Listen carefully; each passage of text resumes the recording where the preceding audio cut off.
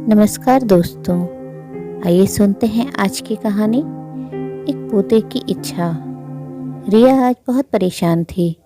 दिल टूटा था। न बालकनी में आई और न ही रसोई घर में कदम रखा।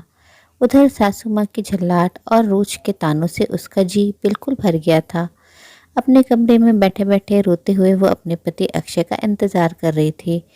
वो बैठे बैठे अपने और अक्षय के प्यार के बारे में सोच रही थी। अक्षय बहुत ही शांत स्वभाव का था। यही बात तो उसे अक्षय में बहुत पसंद थी।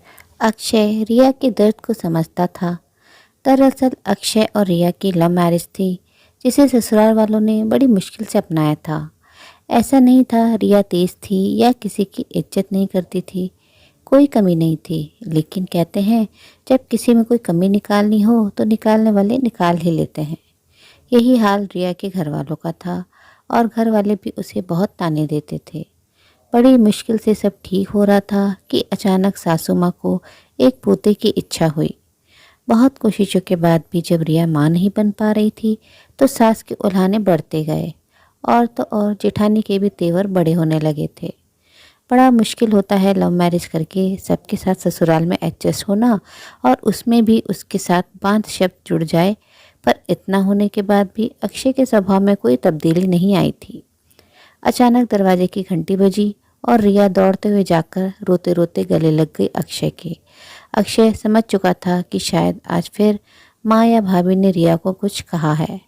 वह रिया का हाथ पकड़कर कमरे में ले गया और समझाया कि जो कोई कुछ कहता है उसे अनसुना करो। मगर रिया फफक कर रोने लगी। अक्षय, माँ के वो शब्द मुझसे सहन नहीं होते, और अब तो भाभी और माँ मुझे बांझ कहती हैं। मुझे ये दर्द बर्दाश्त नहीं होता है, और जब मुझे बांझ बोलती हैं तो मेरा सीना जैसे कोई चीर देता है। अक्षय को भी ये सब सहन नहीं होता, फिर भी वो किसी तरह रिया को समझा लेता है। पर अंदर ही अंदर सबकी बातों और रिया के दर्द से घुटता रहता है। और अक्षय जब और शांत रहने लगा, उधर घर वालों की और पास पड़ोस के लोगों की बातों से रिया बहुत दुखी रहती थी। सारे डॉक्टरों और कोशिशों ने पानी फेर रखा था। रोज रोज की इस बात से रिया और अक्षय दुखी रहते थे। इसी कारण धीरे धीरे रिया और अक्षय में थोड़ी दूरी हो गई थी। रिया सोच रही थी शायद अब अक्षय बदल रहा है, वो भी उन जैसे न बोलने लगे और कहीं वो हमेशा के लिए दूर न हो जाए। पर फिर सोचती है नहीं, वो उससे प्यार भी तो बहुत करता है। लेकिन डरती भी थी कि रोज रोज की बात सुन कहीं अक्षय का दिल भी ना बदल जाए। नीचे फ़ोन की घंटी बजती है। वो कमरे में बैठी रहती है। उसकी जेठानी फ़ोन उठाती है। अक्षय बोलता है कि रिया को बुला दीजिए, उससे बात करनी है। उसकी जेठानी चिल्लाते हुए बोलती है, सुन रिया, अक्षय का फ़ोन है तेरे लिए। वो आती है और कहती है, बोलिए क्या बात है।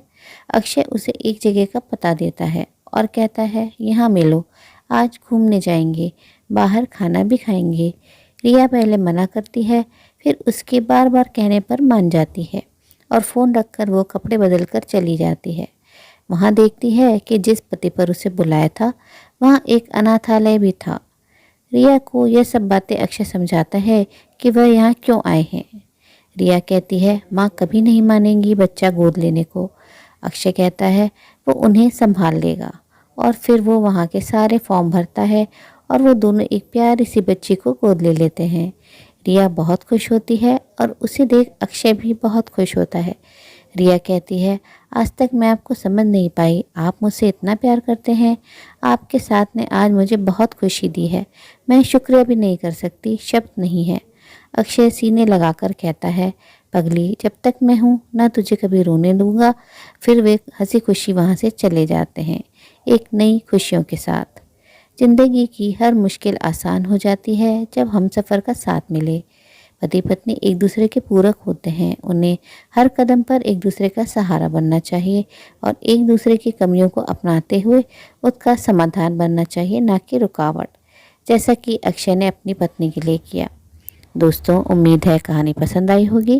कहानी अच्छी लगी तो अपनी राय कमेंट बॉक्स में ज़रूर साझा करें और अपने मित्रों व प्रियजनों के साथ भी शेयर ज़रूर करें। आपसे अनुरोध है, अगर आप चैनल पर नए हैं तो ऐसी ही नई नई जीवन से जुड़ी कहानियाँ सुनते रहने के लिए चैनल को सब्सक्राइब ज़रूर करें। कहानी अंत तक सुनने के लिए आप सभी का दिल से बहुत बहुत शुक्रिया। तो फिर मिलते हैं अगली कहानी में। तब तक के आप लोग अपना ध्यान रखिए, खुश रहिए, ऐसे ही कहानियाँ सुनते रहिए।